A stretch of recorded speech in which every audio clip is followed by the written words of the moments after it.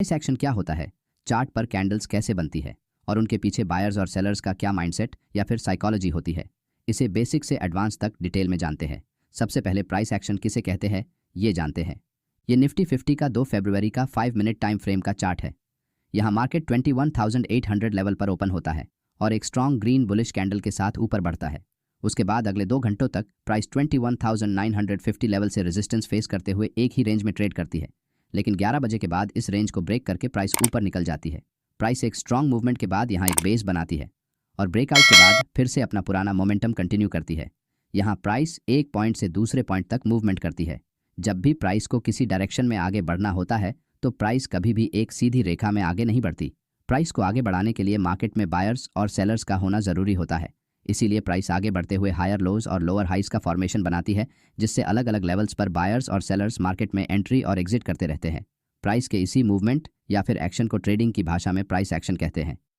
अब कैंडल्स कैसे बनती है और उनके पीछे क्या साइकोलॉजी होती है ये जानेंगे। ये निफ्टी 50 का 5 फरवरी का 5 मिनट टाइम फ्रेम का चार्ट है।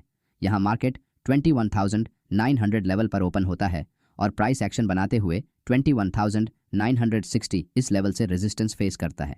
अगर आप चार्ट को ध्यानपूर्वक देखेंगे तो यहाँ प्राइस 21,950 से लेकर 21,960 इस लेवल से बार बार रेजिस्टेंस फेस कर रही है। इसका मतलब जब भी प्राइस इस एरिया में आती है सेलर फिर से फ्रेश सेलिंग स्टार्ट करते हैं और प्राइस को नीचे पुश करते हैं।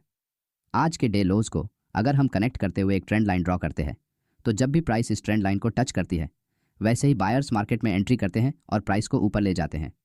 यहाँ सेलर्स के स्टॉप लॉस ऊपर की तरफ इस एरिया में है और ज़्यादातर बायर्स के स्टॉप लॉस इस सपोर्ट लेवल के नीचे प्लेस है। इसका मतलब ये दो लेवल्स अभी मार्केट में साइकोलॉजिकली सबसे इंपॉर्टेंट है, क्योंकि जैसे ही मार्केट इन लेवल्स को तोड़ने की कोशिश करेगा वैसे ही बायर्स या फिर सेलर्स की साइकोलॉजी डिस्टर्ब होगी और वो पैनिक में आकर अपनी पोजीशंस एग्जिट करने लगेंगे।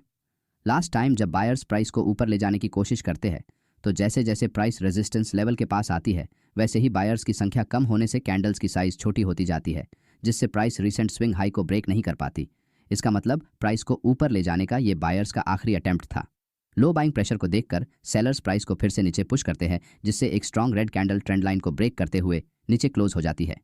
ट्रेंड लाइन को टूटता हुए देखकर यहाँ कुछ बायर्स डर जाते हैं और ट्रेड से एग्जिट करने लगते हैं, तो कुछ न्यू ट्रेडर इस सपोर्ट लाइन को देखकर फिर से लोअर लेवल्स पर बाइंग करते हैं, जिससे प्राइस एक बार फिर से ऊपर बढ़ती है।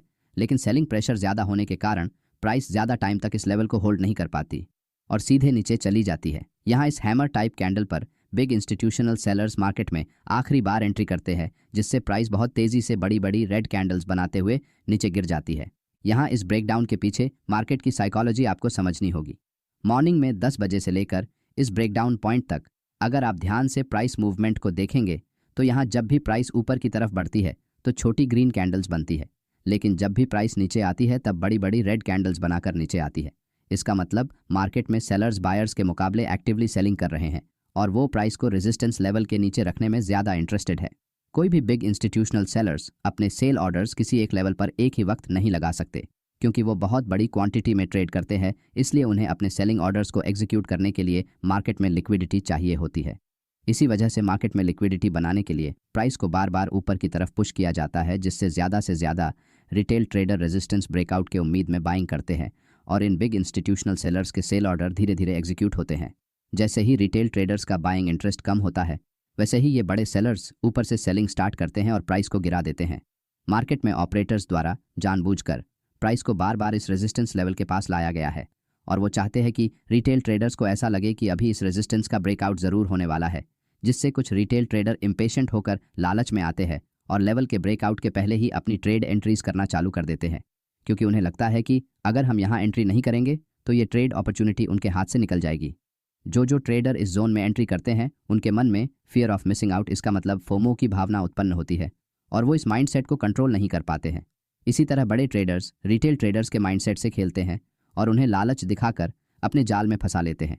मार्केट में ट्रेडिंग करते समय आपको इन्हीं इंस्टीट्यूशनल ट्रेडर्स की चाल को समझना है, जिससे हम स्मार्ट मनी कॉन्सेप्ट्स कहते हैं, तभी आप प्रॉफिटेबल ट्रेडर बन सकते हैं। इस चार्ट में बने प्राइस एक्शन को देखकर आपको कुछ इंपॉर्टेंट पॉइंट्स हमेशा ध्यान में रखने होंगे। फर्स्ट पॉइंट, जब भी मार्केट एक कंसोलिडेशन जोन में ट्रेड करता है या फिर एक रेंज में ट्रेड करता है उस समय रेंज के ब्रेकआउट से पहले ट्रेड एंट्री नहीं करनी चाहिए। सेकंड पॉइंट, आपको क्या लगता है इससे ज़्यादा चार्ट पर क्या दिखता है, इस बेसिस पर ट्रेड एंट्री करनी चाहिए। थर्ड पॉइंट, किसी भी एक अकेले कैंडल को देखकर ट्रेंड के ऑपोजिट ट्रेड एंट्री ना करें। यहाँ इस अकेले ग्रीन बुलिश कैंडल को देखकर अगर आप लॉन्ग ट्रेड लेने की कोशिश करते हैं तो आपका लॉस होने के चांसेस ज़्यादा है। फोर्थ पॉइंट, जब भी किसी trend line, support and resistance in जैसे किसी इंपॉर्टेंट साइकोलॉजिकल लेवल का ब्रेक होता है, तो जब तक एक स्ट्रॉन्ग ब्रेकआउट कैंडल से उस लेवल का ब्रेक नहीं होता है और चार्ट पर कंटिन्यूएशन कैंडल नहीं बनती, तब तक अपने पूरी क्वांटिटी से ट्रेड एंट्री नहीं करनी चाहिए। फिफ्थ पॉइंट, मार्केट में प्राइस एक्शन का एनालिसिस करते हुए कुछ कैंडल्स को देखकर बाय और सेल का डिसीजन नहीं करना चाहिए। कोई भी डिसीजन लेने से पहले मार्केट का ओवरऑल मेजर ट्रेंड क्या है ये देखना बहुत ज़रूरी है, तभी आप सही ट्रेड एंट्री कर सकेंगे। अगर आपको हमारा ये वीडियो अच्छा लगा तो वीडियो को लाइक और चैनल को सब्सक्राइब ज़रूर करें। धन्यवाद।